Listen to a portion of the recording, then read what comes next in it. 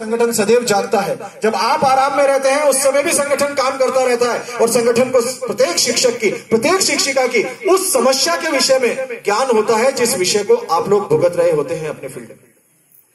राजस्थान शिक्षक संघ राधाकृष्णन के प्रांतीय कार्यकारिणी के साथियों ने 21 सूत्रीय मांग पत्र बनाने का काम किया है और आदरणीय शिक्षा मंत्री जी को, मुख्यमंत्री जी को प्रेषित करने का काम किया है। और आपकी जानकारी के लिए मैं बता दूं कि जो सूचनाएं हमारे पास में है, फरवरी माह के अंदर माननीय शिक्षा मंत्री महोदय शिक्षक संगठन के साथ में वार्ता करने जा रहे हैं।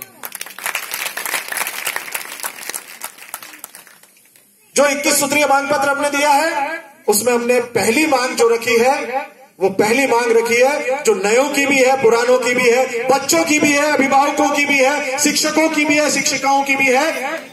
और जो चुनावी घोषणा पत्र में कांग्रेस पार्टी ने करने का काम किया है कि हम विद्यालयों का समय पूर्ववत करेंगे, यानी 7:30 से 12:30 या 10:30 से 4:30 वो समय करने का काम किया जाए। ये अनार्थिक मांग है, इस पर सरकार पे किसी प्रकार का अर्थ का बोझ नहीं आएगा। ये हमने अपने मांग पत्र में पहले नंबर पे मांग रखने का काम किया है।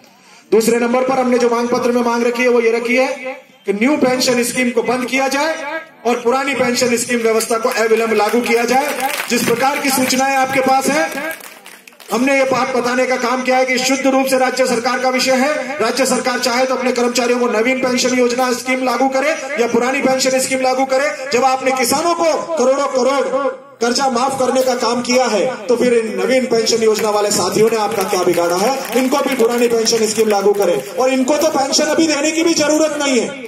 जो किसानों का कर्जा माफ किया वो तो आपको अभी देना पड़ा है, लेकिन हमको तो 60 साल की उम्र के बाद में अधिवार्षिक आयु पूरी करने के बाद पेंशन देने का काम होगा। तो सरकार पे वर्तमान में किसी प्रकार का बोझ नहीं आएगा। ये हमने इसमें दूसरे नंबर पर मांग रखने का काम किया है। इसके अलावा हमने 21 सूत्रीय मांगे बहुत सारी रखने का काम किया है। अगर आप कहें तो समय की कमी है, 21 सूत्रीय मांगों को पढ़ना, आप लोगों को बताना और उसके बारे में समझाना निश्चित रूप से आधे से 1 घंटे का टाइम होगा। लेकिन मैं कुल मिला के इतना बताना चाहता हूं कि हर कैडर की और हर कैडर से जुड़े हुए सेवा नियमों की, वेतनमान विसंगति की, सीसी पैटर्न को समाप्त करने की, शिक्षिकाओं को सीसीएल का अवकाश देने के जो नियम बन गए हैं वो बिना दांत वाले आदेश हैं, यानी कि हम आदेश लागू हो गए पर उस आदेशों से हमारी बहनें अधिकार पूर्वक अवकाश नहीं ले पा रही हैं, उनको नियमानुसार लागू करने की। और साथ में केंद्र सरकार ने एक बात और लागू करी है, वो भी लागू करने की, अब देखना तालियां उधर से बजेंगी। केंद्र सरकार ने लागू करी है कि पुरुषों को भी सीसीएल अवकाश दिया जाएगा, वो राज्य में भी लागू किया जाएगा। ये केंद्र सरकार में लागू हो गई और राज्य सरकार में भी इसको लागू करने की हम मांग कर रहे हैं। बहुत सारे ऐसे विषय, ग्रामीण भत्ता हमारा शुरू किया जाए ताकि गांव से शहर के अंदर जो ट्रांसफरों की एक बाढ़ आती है, सिर्फ वो हाउस रेंट और उसके चक्कर में वो खत्म हो। इसके अलावा जो स्टाफिंग पैटर्न के हमारी व्यवस्थाएं हैं, उन स्टाफिंग पैटर्न के अंदर विसंगतियां उसको समाप्त करने का काम हो। प्रतिबंधित जिलों से हमारे जो शिक्षकों के स्थानांतरण वर्षों से नहीं हुए उनको खत्म करने की बात हो। टीएसपी नॉन टीएसपी का जो विषय है उसको समाप्त करने की बात हो। वरिष्ठ अध्यापक जो कि रेंज बदलकर स्थानांतरण हो जाता है, उसकी सीनियरिटी लैप्स हो जाती है, वो सीनियरिटी लैप्स ना की जाए, इसकी बात हो।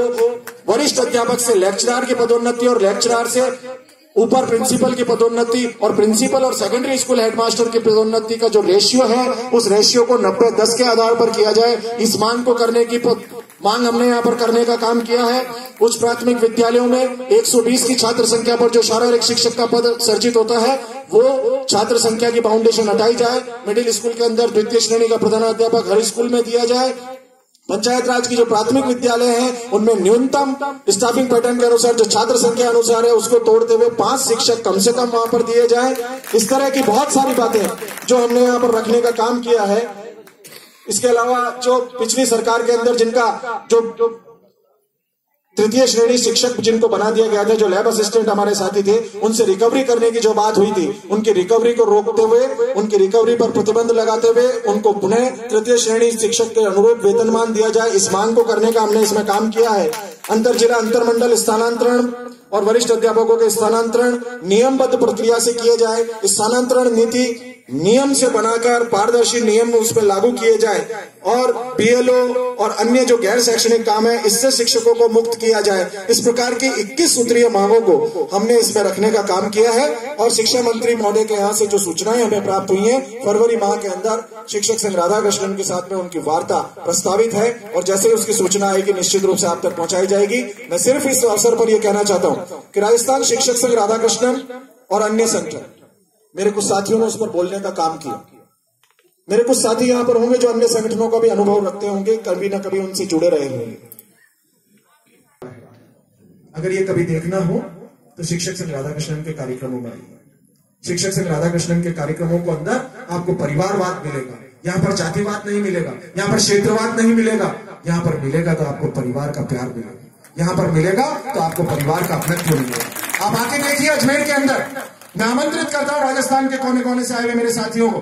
व्हाट्सएप फेसबुक के माध्यम से आप लोगों को हम सूचनाएं देते हैं। हम फागोत्सव का कार्यक्रम करते हैं, हम लहरिया महोत्सव का कार्यक्रम करते हैं, हम दीपोत्सव का कार्यक्रम करते हैं, हम नववर्ष स्नेह मिलन का आयोजन करते हैं, हम एक शाम शिक्षकों का नाम आयोजन करते हैं।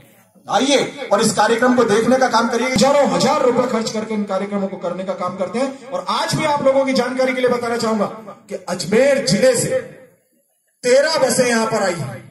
अजमेर जिले से 13 बसें यहां पर आई हैं। अजमेर शहर से 8 बसें यहां पर आने का काम हुआ है। पिसांगन से यहां पर आने का काम हुआ है। यहां पे अराई से आने का काम हुआ है। विजयनगर भिड़ाई से यहां पर साथियों का